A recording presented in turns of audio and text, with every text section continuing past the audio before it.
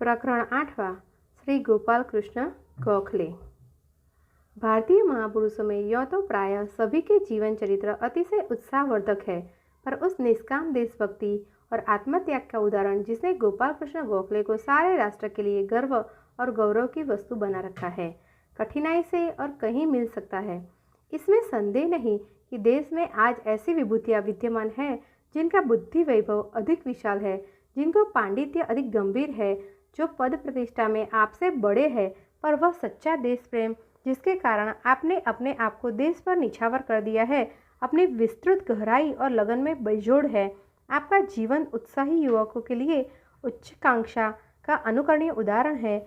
आज आपको देश के राजनीतिक मंडलों में बहुत ही ऊंचा पद प्राप्त है और यह कहने में तनिक भी उपयुक्ति नहीं है कि आपके देशवासी आपकी पूजा करते हैं। इसका प्रमाण इससे बढ़कर और क्या हो सकता है कि महात्मा गांधी जैसे पूजनीय पुरुष भी आपको अपना गुरु मानते हैं, और इसमें तो शक सुबह की गुंजाइश ही नहीं है कि व्यवस्थापिका सभा में अपने जो बड़े बड़े काम किए हैं वह उसके इतिहास में चिरस्मरणीय रहेंगे। गोखले का जन्म 1863 ईस्वी में महाराष्ट्र के कोल्हापुर नगर में हुआ। माँ बाप अगर निर्धन और अर्थकष्ट में न थे तो किसी प्रकार संपन्न भी न थे। अपने वही के स्कूलों में पढ़कर FA पास किया और फिर बम्बई जाकर एल्फिस्टन कॉलेज में नाम लिखाया। प्राचीनता और देश उपकार की दृष्टि से यह कॉलेज भारत के सब कॉलेजों का सिरमौर है। दादा भाई नौरोजी, सर फिरोज शाह मेहता जैसे राष्ट्र नायकों की शिक्षाशाला होने का गौरव इसी कॉलेज को प्राप्त है। मिस्टर गोखले की नैसर्गिक प्रतिभा की यहाँ बहुत जल्दी धूम मच गई। विद्यार्थी और अध्यापक सभी आदर की दृष्टि से देखने लगे। गणित से आपको विशेष रुचि थी और कॉलेज की गणिताध्याय एक मिस्टर हर्थियान अपने होनहार शिष्य के बुद्धि वैभव पर गर्व किया करते थे। क्योंकि आपके माँ बाप पढ़ाई का रत्नच न उठा सकते थे, इसलिए यह अत्यावश्यक था कि परीक्षाफल ऐसा हो जिससे आप छात्रवृत्ति के अधिकारी ठहराए जाए, और कोई भी आदमी जो आप और आपके गुणों से परिचित था आपकी सफलता में रत्ती बराबर भी संदेह न कर सकता था। पर कुछ ऐसे संयोग उपस्थित हुए कि आप सम्मान के साथ BA की उपाधि न प्राप्त कर सके। इस विफलन से आपको जो दुख हुआ उसका अंदाजा वही अच्छी तरह कर सकता है जिसकी आशाओं पर इस प्रकार पानी फिर गया हो। अंत में जीविका की चिंता आपको पुणे ले गई। यहाँ इंजीनियरिंग कॉलेज में भर्ती होने का विचार था, जिसके लिए गणित में प्रवीण होने से आप विशेष रूप से उपयुक्त थे। पर सफलता फिर अपना अमंगल रूप लेकर सामने आई। 5 वेश की परीक्षा समाप्त हो चुकी थी और प्रिंसिपल ने आपको भर्ती करने में असमर्थता प्रकट की। इस नई विफलता से आपको मन और भी छोटा हो गया। फल मनचाहा होता तो आप किसी डिवीज़न के इंजीनियर हो जाते और धन वैभव के विचार से आपकी स्थिति कहीं अच्छी होती, मगर फिर आपके हृदय मस्तिष्क के उच्च गुणों की अभिव्यक्ति जाने किस क्षेत्र में होती। सच तो यह है कि आपके भाग्य में देश और जाति पर निछावर होना लिखा था। आपकी वह विफलताएं जो आपकी निजी आकांक्षाओं की पूर्ति में बाधक हुई, राष्ट्र के लिए ईश्वर की बहुत बड़ी देन सिद्ध हुई। भगवान करे ऐसी विफलताएं जिनके शुभ परिणामों पर सहस्त्रों सफलताएं ईर्ष्या करे सबको प्राप्त हो। उसी समय वहां दक्षिण के कुछ उदाहरण हृदय उत्साही देशभक्तों ने जनसाधारण की शिक्षा के लिए एक अंग्रेजी स्कूल खोला था, और मिस्टर तिलक, मिस्टर आप्टे और अन्य महानुभावों के संरक्षण में डेक्कन एजुकेशन सोसाइटी नाम से संस्था स्थापित हुई थी, जिसका उद्देश्य उच्च शिक्षा का प्रचार करना था। मिस्टर गोखले ने जीविका का और कोई उपाय न देखा, इस विद्यालय में एक पद स्वीकार कर लिया। आगे चलकर यही विद्यालय फर्गुसन कॉलेज के नाम से प्रसिद्ध हुआ और आज तक दक्षिण की सहानुभूति, देश सेवा के उत्साह और आत्मत्याग के सजीव स्मारक रूप में विद्यमान है। उक्त शिक्षा संस्था के प्रत्येक सदस्य को यह प्रतिज्ञा करनी पड़ती थी कि मैं इस कॉलेज में बिना पारिश्रमिक का विचार किए यथाशक्ति शिक्षण कार्य करता रहूँगा। भारतवर्ष अनंत काल तक उन महानुभावों के आत्मत्याग की ऋणी रहेगी जिन्होंने अपने निजी लाभ की ओर न देखकर अपना जीवन देश सेवा के लिए अर्पण कर दिया, और जिनके स्वप्रयत्न से फलस्वरूप एक छोटा सा स्कूल आज देश को एक सुविख्यात और सुसम्मानित राष्ट्रीय महाविद्यालय है। प्रसन्नता की बात है कि देश सेवा का उत्साह जिसने फर्गुसन कॉलेज को पाला पोसा, आज हमारे ज्ञानालोक से वंचित प्रांत में भी विशेष रूप से प्रकट हो रहा है और कुछ प्रगतिशील देशभक्तों ने सेंट्रल हिंदू कॉलेज के लिए अपना जीवन अर्पण कर दिया है और उनकी यह तपस्या आगे चलकर अवश्य सफल होगी। मध्यवित्त वर्ग के दूसरे नवयुवकों की तरह गोखले के हृदय में भी नाम प्रतिष्ठा के अतिरिक्त धन संपत्ति की भी आकांक्षा भरी हुई थी। यह नौकरी उन्होंने आवश्यकता से विवश होकर केवल अस्थायी रूप में स्वीकार कर ली थी, पर जब संस्था के सदस्यों के साथ उठने बैठने, रहने सहने और विचार विनिमय का अवसर मिला तो उनके उदार और सहानुभूति युक्त विचारों का इन पर भी गहरा असर पड़ा। आप भी उसी रंग में रंग गए और देश सेवा की उमंग इतनी उमड़ी कि नाम, बड़ाई, धन दौलत के हवाई किले क्षण में धराशायी हो गए। आप जैसे युवक के लिए जिसके पास न पैतृक संपत्ति थी और नए आमदनी बढ़ाने का और कोई जरिया, इस शिक्षा संस्था के उद्योगों में हाथ बटाना साधारण बात न थी, खासकर उस अवस्था में जबकि उन पर बहुतों के भरण पोषण का भार हो। प्रतिज्ञा पत्र पर हस्ताक्षर करने से पहले कुछ समय तक आप बड़े पशुपेश में पड़े हुए थे, पर अंत में देश प्रेम की विजय हुई और आप डेक्कन एजुकेशन सोसाइटी में सम्मिलित हो गए, जिसका अर्थ यह था कि आप 75 रुपये मासिक वेतन को उन्नति की चरम सीमा समझकर 20 वर्ष तक शिक्षण कार्य करते रहे। इस त्याग से प्रकट हो सकता है कि आपकी दृष्टि में लोकहित का दर्जा दूसरी लौकिक इच्छाओं की तुलना में क्या था। जब इस बात को सोचिए कि उस समय आपकी अवस्था कुल जमा 18 साल की थी, जब हृदय में उमंगों, आकांक्षाओं का सागर लहराता रहता है, तो स्वीकार करना पड़ता है कि आप सचमुच देवता थे। ऐसे देशभक्त तो बहुत मिलेंगे जो संसार के सुख भोगने से परितृप्त हो जाने के बाद अंत के थोड़े से दिन देश कार्य को देश दिया करते हैं, पर ऐसे कितने हैं जो मिस्टर गोखले की तरह अपना तन, मन, धन सब राष्ट्र के चरणों पर समर्पण कर देने को प्रस्तुत हो जाए। उक्त संस्था में सम्मिलित होने के बाद आप बड़ी लगन, उत्साह और एक निष्ठता के साथ अध्यापन कार्य में जुट गए। अपने उत्साह और परिश्रम के कारण थोड़े ही समय में अध्यापकों में आपको विशिष्ट त्राण प्राप्त हो गया और कुछ ही दिनों में आप कॉलेज के प्राण हो गए। उस समय कॉलेज की आर्थिक अवस्था ऐसी बुरी हो रही थी कि मजबूरन एक मामूली से मकान में गुजर करना पड़ता था। आपने उसके लिए एक यथायोग्य भव्य भवन बनवाने का निश्चय किया और अपने सहयोगियों के साथ दक्षिण देश का दौर शुरू किया। लगभग 3 बरस के अथक प्रयास के बाद आपने 2 लाख रुपए एकत्र कर लिए। इस सफलता ने आपकी उद्योगशीलता, कार्यकुशलता और प्रबंध पटुता का सिक्का बिठा दिया। कॉलेज के लिए जल्द ही एक आलीशान इमारत बनकर तैयार हो गई, जो सदा दाक्षिणात्यों की सच्ची देशभक्ति और निस्वार्थ प्रयत्न का प्रतीक बनी रहेगी। इस महिमा मंडित कॉलेज और उसके सच्ची लगन वाले कार्यकर्ताओं के श्रम और उद्योग की सराहना लॉर्ड नॉर्थकॉट और अन्य सज्जनों ने जिन शब्दों में की है, वह निश्चय ही अति उत्साहवर्धक है। क्योंकि देश को गोखले का चिर ऋणी रहना था, इसलिए उसके सामान भी दैव गति से इकट्ठा होते गए। शिक्षा संबंधी कार्य करते अभी पूरे 3 बरस भी न हुए थे कि आपको उस विद्या गुण से पूरे देवोपम उदाहर हृदय महापुरुष की शिष्यता का सुयोग्य प्राप्त हुआ, जिसका यश आज भारत का बच्चा बच्चा गा रहा है। ऐसा कौन होगा जो स्वर्गीय महादेव गोविंद रांडे के पुनीत नाम से परिचित न हो। हिंदुस्तान की हर दरो दीवार पर आज उस पुण्य कीर्ति को गुणगान कर रही है।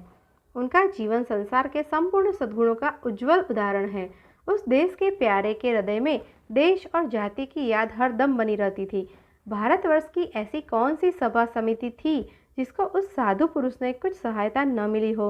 उन दिनों पुणे की सार्वजनिक सभा की ओर से पत्र निकालने के लिए एक उत्साही, परिश्रमी, प्रगतिशील विचार वाले युवक की आवश्यकता थी।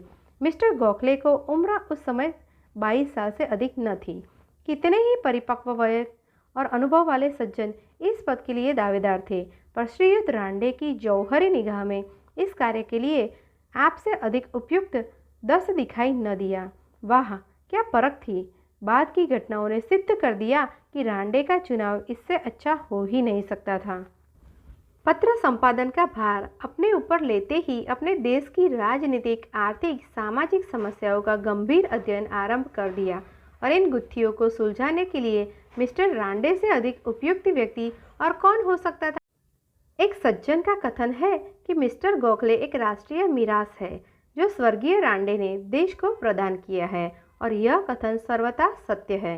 इससे कौन इनकार कर सकता है कि आप अपने गुरु के रंग में नख से सीख तक डूबे हुए थे। एक भाषण में स्वयं सगर्व कहा था कि मुझे 12 वर्ष तक उस महामती की शिष्यता का गौरव प्राप्त रहा और इस बीच में मैंने उनके उपदेशों से अमित लाभ उठाया। इन शब्दों में कितनी श्रद्धा भरी है यह बताने की आवश्यकता नहीं। धन्य है वह देवोपम गुरु और गुणशाली शिष्य। आज मिस्टर रांडे की आत्मा स्वर्ग में अपने शिष्य की निस्वार्थ देव सेवा को देखकर आनंद में झूम रही होगी। मिस्टर गोखले को देश के आर्थिक तथा राजनीतिक प्रश्नों पर जो असाधारण अधिकार प्राप्त था वह उसी महानुभव के सत्संग का प्रसाद था। इस 12 वर्ष के शिष्यत्व में आपने कितनी ही आर्थिक रिपोर्टों और पत्रों के खुलासे किए जो संशोधन के लिए श्रीयुत रांडे की सेवा में उपस्थित किए जाते थे, और इसमें कोई संदेह है कि उनके संशोधन श्रद्धावान शिष्य के लिए आफत का सामान हो जाते थे। वह उसी कठिन साधना की सुफल था कि सरकारी आर्थिक रिपोर्टों की भूल भुलैया को कोई चीज़ न समझते थे और चुटकी बजाते दूध का दूध पानी का पानी अलग करके दिखा देते थे। मिस्टर रांडे का सानिध्य प्राप्त करने से आपको केवल यही लाभ नहीं हुआ कि आपको देश के उपस्थित प्रश्नों का मार्मिक ज्ञान हो गया, किंतु दिन रात के साथ ने आपके हृदय पर भी अपने गुरु की श्रमशीलता, दृष्टि की व्यापकता, विचारों की उदारता, निष्पक्षता, विवेचना शक्ति और सच्चाई की ऐसी गहरी छाप डाली कि ज्यों-ज्यों दिन बीते वह मिटने के बदले और उभरती गई। 8 बरस तक अपने शिक्षण कार्य करने के अतिरिक्त सार्वजनिक सभा के पत्र ज्ञान प्रकाश को मिस्टर रांडे के तत्वावधान में बड़ी योग्यता से चलाया। आपके मत ऐसे प्रौढ़ और पक्के होते थे और आप लेखों में वह सजीवता, नवीनता और ओज होता था कि थोड़े ही दिनों में वह पन्ने शिक्षित समुदाय में अंदर की दृष्टि से देखा जाने लगा और सबको मालूम हो गया कि देश के सार्वजनिक जीवन में एक बड़े ही योग्य व्यक्ति की वृद्धि हुई है। इसका व्यावहारिक प्रमाण यह मिला कि आप बम्बई प्रांतीय कौंसिल के मंत्री बना दिए गए और 4 साल तक इस कार्य को भी आपने बड़ी तत्परता और योग्यता के साथ किया। इन सेवाओं की बदौलत आपकी कीर्ति देश के दूसरे प्रांतों में भी कस्तूरी की गंध की तरफ फैलने लगी और अंत में 1897 ईस्वी सन में आप इंडियन नेशनल कांग्रेस के मंत्री पद पर प्रतिष्ठित हुए। इसी साल आपको अपनी देशभक्ति का परिचय देने का एक सुयोग हाथ लगा।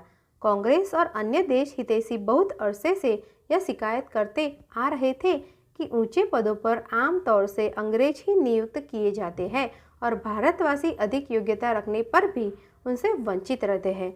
अंत में पार्लियामेंट का ध्यान इस ओर आकृष्ट हुआ और लॉर्ड बिल्बी की अध्यक्षता में एक शाही कमीशन नियुक्त किया गया कि इस बात की जांच पड़ताल करने की यह शिकायतें कहाँ तक साधार है और कुछ ऐसी तजवीज़ें पेश करे जो सरकार के लिए नियमावली का काम दे। दुख है कि ब्रिटिश नैक नियति और न्याय निष्ठा का यह अंतिम परिचय और प्रमाण था और एंग्लो इंडियन वर्ग ने जिसे बेदर्दी के साथ इन प्रस्तावों को दलन किया वह उनके आचरण और नीति पर सदा एक काला धब्बा बना रहेगा। उस समय तक मिस्टर गोखले की सूक्ष्मदर्शिता, ओज भरे वक्तृत्व, भारतीय प्रश्नों से सम्यक अभिज्ञता और आर्थिक विषयों की समीक्षा की योग्यता की सारे भारत में धूम मच रही थी। इसलिए दक्षिण के लोगों के प्रतिनिधि बनाकर विल्बी कमीशन के सामने मत प्रकाश के लिए भेजे गए। मिस्टर सुरेंद्रनाथ बनर्जी, मिस्टर दिनसा इंदुलजी चाचा और मिस्टर सुब्रमण्यम अय्यर के साथ आप इंग्लैंड गए। यहाँ कमीशन के सामने अपने जो भाषण किया वह भाषण के सौष्ठव और ओज युक्त तक की सबलता और देशभक्ति के उत्साह की दृष्टि से बेजोड़ है। यद्यपि यह भाषण बड़ा लंबा था, फिर भी कमिश्नरों ने बड़ी उदारता और प्रसन्नता के साथ उसकी सराहना की और उसमें भी संदेह नहीं कि उनके प्रस्ताव पर उसका गहरा असर पड़ा। भारत की गरीबी और सरकार की अनुचित कठोरता का करुण शब्दों में वर्णन करने के अनंतर आपने कहा, वर्तमान शासन प्रणाली का यह परिणाम हो रहा है कि हमारी शारीरिक और मानसिक शक्ति दिन दिन छिजती जा रही है। हम दैन्य और अपमान का जीवन स्वीकार करने को बाध्य किए जाते हैं। पद पद पर हमको इस बात की याद दिलाई जाती है कि हम एक दलित जाति के जन हैं। हमारी स्वाधीनता का गला बेदर्दी से घोटा जा रहा है और यह सब केवल इसलिए कि वर्तमान शासन व्यवस्था की नींव और मजबूत हो जाए। इंग्लैंड को हर एक युवक जिसको ईश्वर ने बुद्धि और उत्साह के गुण प्रदान किए हैं आशा करता है कि मैं भी किसी न किसी दिन राष्ट्र रूपी जहाज का कप्तान बनूंगा। मैं भी किसी न किसी दिन ग्लेडस्टल का पद और नेल्सन का यश प्राप्त करूंगा। यह भावना एक स्वप्न मात्र क्यों न हो, पर उसके उत्साह और उच्च कांक्षा को उभारती है। वह जी जान से गुण सीखने और योग्यता बढ़ाने के यत्न में लग जाता है। हमारे देश के अभागे नौजवान ऐसे उत्साह वर्धक स्वप्न नहीं देख सकते। वे ऐसे ऊंचे हवाई महल भी नहीं उठा सकते। वर्तमान शासन प्रणाली के रहते यह संभव नहीं कि हम उस ऊंचाई तक पहुंच सके जिसकी शक्ति और योग्यता प्रकृति ने हमें प्रदान की है। वह नीति बल जो प्रत्येक स्वाधीन जाति का विशेष गुण है हम में लुप्त हो जा रहा है। अंत में इस स्थिति का शोचनीय परिणाम यही होगा कि हमारी शासन प्रबंध और युद्ध की योग्यता अव्यवहारवश नष्ट हो जाएगी और हमारी जाति का इतना अधपतन हो जाएगा कि हम लकड़ी काटने और पानी भरने के सिवा और किसी काम के न रह जाएंगे। कमीशन के सामने गवाही देने के बाद मिस्टर गोखले ने लंदन और इंग्लैंड के दूसरे जिलों की भ्रमण आरंभ किया, जिसमें अपनी जोरदार वक्तृताओं से ब्रिटिश जनता के हृदय में भारत के प्रति सहानुभूति उत्पन्न करे और देश की स्थिति के विषय में उनकी शोचनीय उपेक्षा तथा अनभिज्ञता को दूर करे। आपके इन सब प्रयत्नों की दाद ब्रिटिश जनता ने दिल खोल कर की। आपके भाषणों के साथ बड़ी दिलचस्पी दिखाई गई। सब ओर से साधुवाद की वर्षा होने लगी, बधाई के पत्र आने लगे और कुछ ही दिनों में सब पर आपके वक्तृत्व और विद्वत्ता का सिक्का जम गया। पर इस समय जब आप कृत कार्य होकर भारत लौटने वाले थे, एक अनिष्ट घटना घटित हुई जिसके कारण कुछ दिनों तक आपको अपने अनभिज्ञ नौकजे देशवासियों में लांछित होना, उनके निष्ठुर व्यंग आक्षेपों का निशान बनना पड़ा।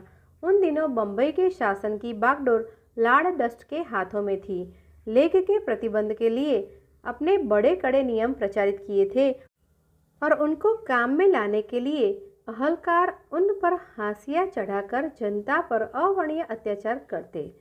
सो जब पुणे में इस महामारी का प्रकोप हुआ और सरकारी कर्मचारी उसके प्रतिबंध की धुन में अंधेर मचाने लगे तो जनता भड़क उठी। निश्चित जनों को भी अधिकारियों का यह हस्तक्षेप अनुचित जान पड़ा। उन्होंने इसका जोरों से विरोध किया। समाचार पत्रों ने भी उनका साथ दिया, पर नौकरशाही की निंद्रा न टूटी। अंत में दो अंग्रेजों रैंड और आयस्टे को, जो जनता की भी निगाह में इन सारी ज्यादतियों के लिए कारणभूत थे, सरकार की करनी और जनता के क्रोध का फल भुगतना पड़ा। इन दो अंग्रेजों के कत्ल से अंग्रेज अधिकारियों के कान खड़े हो गए। उनको संदेह हुआ कि यह उपद्रव शिक्षित वर्ग का उठाया हुआ है। अंग्रेजी अखबारों ने भी हल्ला मचाना शुरू किया और प्रतिहिंसा के आवेश में ईश्वर जाने क्या क्या लिख डाला। किसी ने सलाह दी, हिंदुस्तानी अखबारों की धज्जियां उड़ा दो। किसी ने कहा, पुणे की ईंट ईंट से बजा दो। भारतीय पत्रों का साहस भी सराहनीय है कि वह सच कहने से न चुके। अंग्रेजों को खूब तुक बेतुकी जवाब दिया। नतीजा यह हुआ कि सरकार ने कुछ देशभक्तों के रक्त से अपने क्रोध की आग ठंडी की। एंग्लो इंडियन समुदाय ने घी के चिराग जलाए, खुशी मनाई और सरकार के प्रति कृतज्ञ हुआ। मिस्टर गोखले अभी इंग्लैंड में ही थे कि उनके मित्रों ने भारत बंबई सरकार के अत्याचार उत्पीड़न के दिल हिला देने वाले विवरण पुणे से लिख लिख कर भेजना आरंभ कर दिए। उनको आशा थी कि आप इंग्लैंड में सरकार की इन अनुचित कार्रवाइयों को मशहूर करके उनकी ओर पार्लियामेंट का ध्यान खींच सकेंगे। अपने देशवासियों की यह दुर्दशा ऐसे देशभक्त के जो देश पर तन मन बार चुका हो, जोश को न उभारे, यह असंभव था। फिर भी आपने बड़े धैर्य और संयम से काम लिया। आप भली भांति जानते थे कि सरकार पर यह इल्ज़ाम लगाने के लिए सबूत जुटाना असंभव हो जाएगा और इन घटनाओं को प्रकट करने के पूर्व अपने बड़े सोच विचार से काम लिया। पर इसी बीच रैंड और आय की हत्या का भयावना समाचार पहुंचा और उसने ब्रिटिश जनता में अजीब हलचल मचा दी। भारतीयों को दंड देने के उपाय सोचे जाने लगे। अफवाह उड़ी कि पुणे के 25 प्रतिष्ठित और प्रभावशाली जन फांसी पर लटका दिए जाएंगे। इसी प्रकार के और भी आतंकजनक समाचार जो सर्वथा निराधार थे प्रसिद्ध हुए। अब आपसे जब्त न हो सका और आवश्यक हो गया कि आप भी अपनी आवाज़ उठाए। अतः आपने उन पत्रों के आधार पर जो पुणे से आपके मित्रों ने लिखे थे, सरकार की अनुचित कठोरता और अत्याचार की जोरदार शब्दों में घोषणा की और यह साबित करते की कोशिश की कि यह प्रजा को दोष नहीं है कि वह सरकार से विमुख हो रही है, किंतु सरकार की नासमझी है कि वह उसे दुख देकर उत्तेजित कर रही है। आपने जो कुछ कहा वह केवल उन्हीं पत्रों के आधार पर था, पर तत्कालीन भारत सचिव लॉर्ड जॉर्ज हैमिल्टन ने लॉर्ड सेंडस्ट के पत्र के आधार पर आपके बयान और इल्ज़ाम को खंडन किया। अब आपके लिए इसके सिर और कोई उपाय न रहा कि या तो तथ्यों और प्रमाणों से अपने अभियोगों को सिद्ध करें या लज्जापूर्वक उनको वापस लें। अस्तु, आप भारत लौटे, पर इसी बीच बंबई सरकार ने पुणे के मुखियों की गिरफ्तारी का हुक्म निकाल दिया था। जब आप अदन पहुंचे तो उन्हीं खबर देने वाले मित्रों के पत्र मिले जिनमें प्रार्थना की गई थी कि हमारे नाम न प्रकट किए जाए। गिरफ्तारी के हुक्म ने उन लोगों को इतनी भयभीत कर दिया था कि वह कसम खाने को तैयार थे कि वह पत्र हमारे लिखे हुए न थे। मित्रों के इस तरह धोखा देने और कायरपन दिखाने से उस निर्मल निष्पाप हृदय को जो चिंता और व्यथा हुई, उसका अनुमान करना असंभव है। कुछ दिन तक सबको भय था कि आप सदा के लिए सार्वजनिक जीवन से अलग हो जाने को विवश किए जाएंगे। आपको निश्चय हो गया कि उन अभियोगों को जो मैंने सरकार पर लगाए हैं साबित करना कठिन ही नहीं, स्पष्टतः असाध्य कार्य है।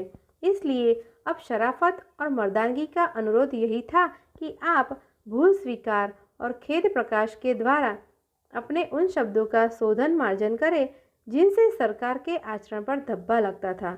जब अपने दावे को साबित करने का कोई उपाय दिखाई न देता था, तब भी उस पर अड़े रहना आपकी न्यायशील दृष्टि में सरकार का अकारण अपमान करना था। अंत सब पहलुओं पर भली भांति विचार कर लेने के बाद आपने अपनी सुप्रसिद्ध क्षमा याचना प्रकाशित की, पर आपके देशवासी जो वस्तु स्थिति से पूर्ण परिचित न थे, तुरंत आपसे अप्रसन्न हो गए और आपके इस कार्य को अव्यवस्थित चित्तता तथा भीरुता आया है। बड़ी निष्ठुरता से आप पर भत्सना के वाण बरसाए गए, यहाँ तक कि मिलीमार और खुशामद के इल्ज़ाम भी लगाए गए। यद्यपि उस समय भी भारत और इंग्लैंड दोनों ही देशों में ऐसे न्यायशील और दृढ़ विचार के पुरुष विद्यमान थे जिन्होंने दिल खोलकर आपके इस सद उत्साह की सराहना की। स्वर्गीय जस्टिस रांडे ने, जो अपने सुयोग्य और सच्चे शिष्य की गतिविधि को वितृ सुलभ स्नेह और उत्सुकता से देख रहे थे, आपके इस प्रकार हृदय शुद्धि का प्रमाण देने पर प्रसन्नता प्रकट की। पर धन्य है वह उदारशयता और महानुभवता की मित्रों और शुभचिंतकों के दिल को टुकड़े टुकड़े कर देने वाले वचन और कर्म आपके उत्साह को तनिक भी घटा न सके। आपने इस फारस कहावत हर एक अर्ज दोस्त मिर्सद नेक्रोस्त, मित्र से जो कुछ भी मिले शुभ ही होगा का अनुसरण कर सारे निंदा अपमान को माथे चढ़ा लिया। ऐसी स्थिति में एक बनावटी देशभक्त अपने देशवासियों को कृतज्ञता का दोषी ठहराता, देश की नाकदरी और बेवफाई का रोना रोता और शायद सदा के लिए सार्वजनिक जीवन से मुंह फेर लेता है। पर आप उन देशभक्तों में नहीं थे। जन्मभूमि का प्रेम और भाइयों की भलाई का भाव आपकी प्रकृति बन गया था। अपनी सहज अध्ययनशीलता और एकाग्रता से फिर स्वदेश की सेवा में जुट गए। और प्रसन्नता की बात है कि वह दिन जल्द ही आया कि आपके भ्रम में पड़े हुए विरोधी अपने आक्षेपों पर लज्जित हुए। अभी पत्रकारों का क्रोध ठंडा न हुआ था कि बंबई में प्लेग से त्राही त्राही मच गई। लोग लड़के बाले घर बार छोड़ छाड़ कर भागने लगे। आवश्यक जान पड़ा कि उत्साही देशभक्त रोगियों की चिकित्सा और सेवा के लिए अपनी जान जोखिम में डाले। जिस आदमी ने सबसे पहले इस भयावनी घाटी में कदम रखा वह श्री गोखले ही थे। जिस तरह तन्मयता और विनम्रता के साथ आपने प्लेग प्रतिबंधक अधिकारियों का हाथ बटाया वह आपका ही हिस्सा था। सारा देश आपकी प्रशंसा से गूंजने लगा। लॉर्ड सैंडस्ट भी, जिन्होंने पहले कितनी ही बार आप पर चोटें की थी, इस समय आपको देशभक्ति और जनता के प्रति सच्ची सहानुभूति के कायल हो गए और कौंसिल में आपको धन्यवाद देकर अपनी गौरव बढ़ाया। लोकहित में आपका अथक प्रयास देखकर देश फिर आपका भक्त बन गया। दक्षिण के लोगों ने सर्वसम्मति से आपको बम्बई काउंसिल की सदस्यता पर प्रतिष्ठित किया। यहाँ आपने ऐसी लगन और एकनिष्ठा से देश की सेवा की कि सबके हृदय में आपके लिए आदर सम्मान उत्पन्न हो गया।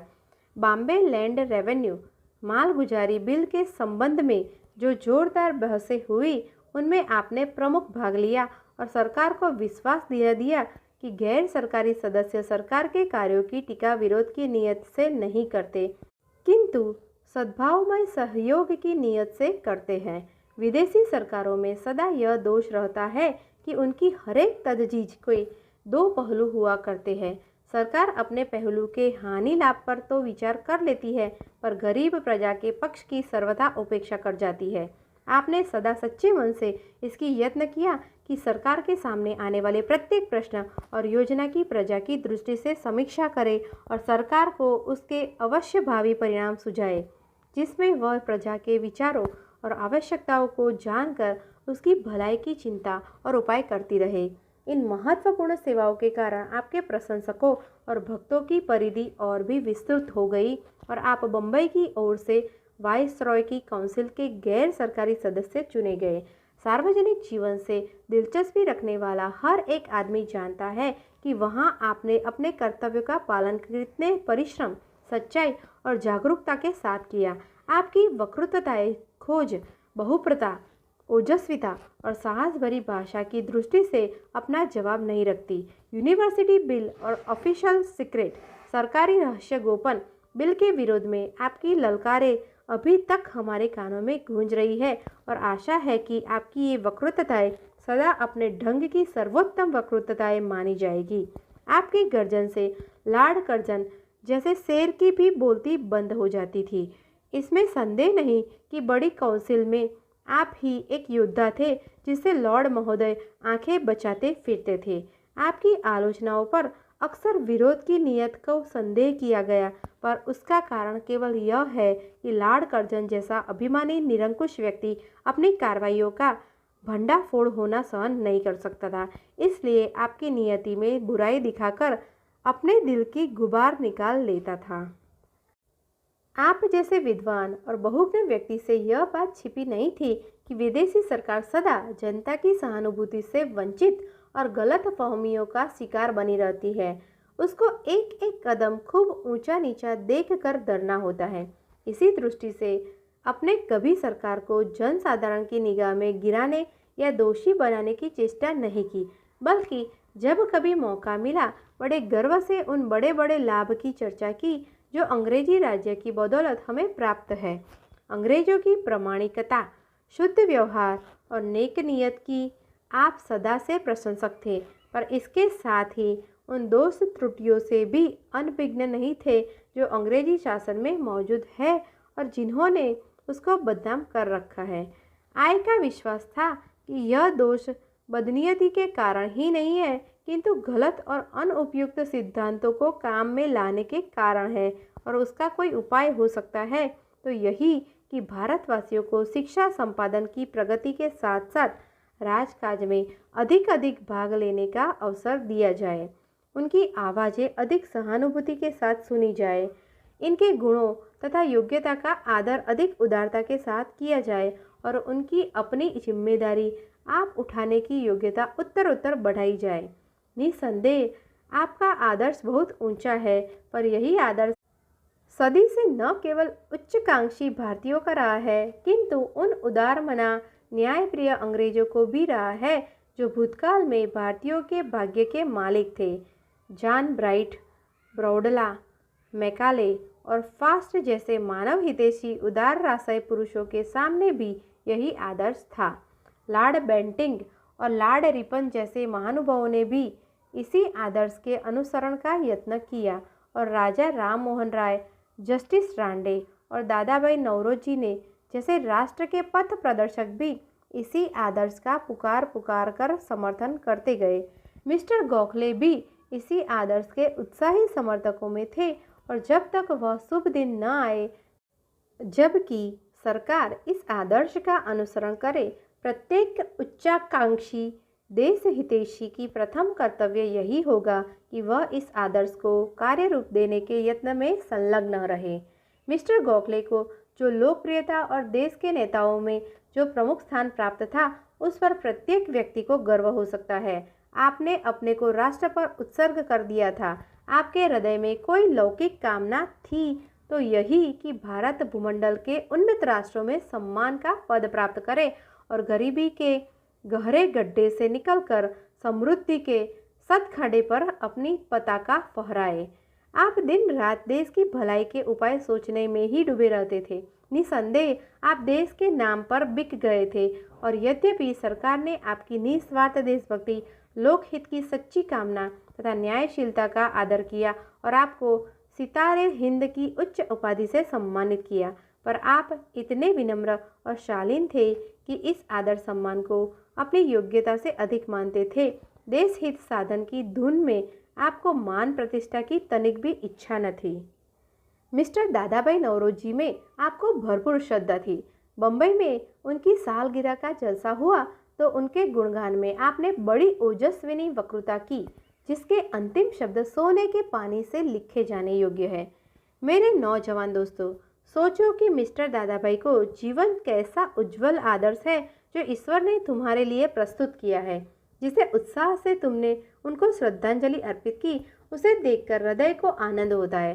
पर हम इस जलसे को कदापि सफल न समझेंगे अगर तुम्हारा उभरा हुआ उत्साह इतने ही से संतुष्ट हो जाए। तुम्हारा फर्ज है कि उस जीवन से शिक्षा ग्रहण करो और अपने भीतर बाहर उसी नमूने पर संवारने की कोशिश करो जिसमें किसी दिन यह गुण तुम्हारी प्रकृति के भी अंग बन जाए।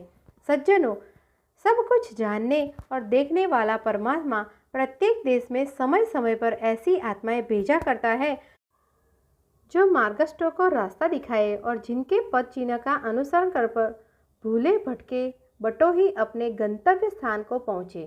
निसंदेह दादाभाई नौरोजी इस अभागे देश की आंखों के तारे हैं। मुझसे कोई पूछे तो मैं जरूर कहूँगा कि आप जैसा ऊंचे विचार का देशभक्त दुनिया के किसी देश में मुश्किल से पैदा हुआ होगा। हम में से संभवतः कोई भी ऐसा न होगा जो उस ऊंचाई तक पहुंच सके। ऐसे बहुत कम होंगे जिन्होंने चित्त की इतनी दृढ़ता और ऐसी ऊंचाई दिमाग पाया हो। पर हम सभी आपके सम्मान, जाति, धर्म का भेदभाव न रखकर अपने देश को प्यार कर सकते हैं। हम सभी उस सब लक्ष्य के लिए जिस पर आपने अपना जीवन उत्सर्ग कर दिया है, कुछ न कुछ यत्न कर सकते हैं। आपके जीवन की सबसे बड़ी शिक्षा यही है कि देश और जाति की सेवा करो। अगर हमारे नौजवान भाई इस शिक्षा से थोड़ा बहुत भी लाभ उठाएंगे तो देश का भविष्य निसंदेह उज्जवल होगा, चाहे कभी कभी समा अंधेरी ही क्यों न हो जाए। मिस्टर गोखले को दिल से लगी थी कि श्री दादाभाई नौरोजी अपनी सारी जिंदगी की कोशिश से जिस कल्याणकारी कार्य का आरंभ मात्र कर पाए, वह देशवासियों की लापरवाही और कम हिम्मती से नष्ट न हो जाए। इसका सर्वोत्तम उपाय आपको यही दिखाई दिया कि उनके पद चिन्हों का अनुसरण किया जाए। यद्यपि इतने दिनों के अनुभव के बाद भारतवासियों को अब मालूम हो गया है कि अपने कष्टों की कहानी इंग्लैंड वालों को सुनाना बेकार है और हमारा उद्धार हो गया तो अपनी हिम्मत और पुरुषार्थ से ही होगा। पर आपका विश्वास था कि भारत के विषय में ब्रिटिश जनता की वर्तमान उपेक्षा का कारण केवल उसका अज्ञान है। उसकी सहज न्यायप्रियता अब भी लुप्त नहीं हुई है। आपको पूरा भरोसा था कि भारत की स्थिति से परिचित हो जाने के बाद वह अवश्य उसकी ओर ध्यान देगी। हमारे लोक नायकों की सदा यही विचार रहा है। अतः समय समय पर कांग्रेस के प्रतिनिधियों को विलायत भेजने के यत्न होते रहे हैं। पहली बार जो प्रतिनिधि गए थे उनमें सुरेंद्रनाथ बैनर्जी और स्वर्गीय मिस्टर मनमोहन घोष जैसे धुरंधर वक्ता थे। उनका यत्न बहुत कुछ फलजनक सिद्ध हुआ। 1906 ईस्वी में फिर यही आंदोलन उठा और निश्चय हुआ कि हर सूबे से एक एक प्रतिनिधि इंग्लैंड भेजा जाए। इस गुरुतर कार्य के लिए सारे बम्बई प्रांत की अनुरोध भरी दृष्टि मिस्टर गोखले की ओर उठी और उनके कठिन कार्य साधन में आनंद पाने वाले स्वभाव से बड़े उत्साह से इस भार को अपने ऊपर लिया जिसे उठाने के लिए आपसे अधिक उपयुक्त व्यक्ति मिल नहीं सकता था। इंग्लैंड में विचारवान व्यक्तियों ने आपको बड़े प्रेम और उत्साह से स्वागत किया। पर चूंकि इसी बीच भगवड़ और स्वदेशी आंदोलन की चर्चा भी उठ गई थी, इसलिए भारतवासियों को आशंका थी कि मैनचेस्टर और लंकाशायर वाले जो स्वदेशी आंदोलन के कारण रुष्ट हो रहे हैं, आपकी उपेक्षा न करें। सोचा जाता था कि उन स्थानों में जाते हुए आप खुद भी हिचकेंगे, पर आपकी गहरी निगाह ने भाप लिया कि उनसे दूर रहना और भी बिलगाव को कारण होगा। जब दवा की आशा उनसे की जाती है तो दर्द भी उन्हीं से कहना चाहिए। अतः आपने उन नगरों में जाकर ऐसे नपे, प्रभावशाली और ओजस्वी भाषण किए कि सुनने वाले के विचार पलट दिए। स्वदेशी आंदोलन को आपने जोरों से समर्थन किया, जो आपके नैतिक बल का प्रमाण है। आपने फरमाया कि बंगाल में ब्रिटिश माल के तिरस्कार का कारण यह नहीं है कि बंगालियों के विचार विप्लववादी हो गए हैं। इतिहास और अनुभव इसके गवाह है कि जैसी राजभक्त और आज्ञापालक जाति भारतीयों की है, वैसी दुनिया की और कोई जाति नहीं हो सकती। जो जाति 150 साल से तनिक भी गर्दन न उठाए, उसका यकायक बिगड़ उठना अनहोनी बात है, जब तक कि उसके दिल को कोई असह्य चोट न पहुँचे। इसमें संदेह नहीं कि लॉर्ड कर्जन की कार्रवाइयाँ और खासकर उनके आखिरी काम ने बंगालियों को बहुत दुखी और क्षुब्ध कर दिया है। फिर भी अभी तक कोई ऐसी घटना नहीं हुई है जो किसी सभ्य सरकार के लिए हस्तक्षेप या विरोध को समुचित कारण हो सके। शांति और व्यवस्था में तनिक भी अंतर नहीं पड़ा है। इसी स्थिति में दुनिया की कोई और सभ्य जाति ईश्वर जाने क्या क्या उपद्रव मचाती। कोई निष्पक्ष व्यक्ति बंगाल वालों के धैर्य और संयम की सराहना किए बिना नहीं रह सकता। यह सोचना निरा भ्रम है कि स्वदेशी आंदोलन पर इसलिए जोर दिया जा रहा है कि अंग्रेजों के प्रति उनके मन में शत्रुता का भाव है। बहुत से एंग्लो इंडियन पत्र लोगों को बहका रहे हैं। इस गलत फहमी में फंसे हुए लोगों को मालूम हो कि बगली वालों ने यह तरीका महज इसलिए इख्तियार किया है कि अपनी चीख पुकार और फरियाद ब्रिटिश जनता के कानों तक पहुंचाए और उनकी सहानुभूति प्राप्त करे।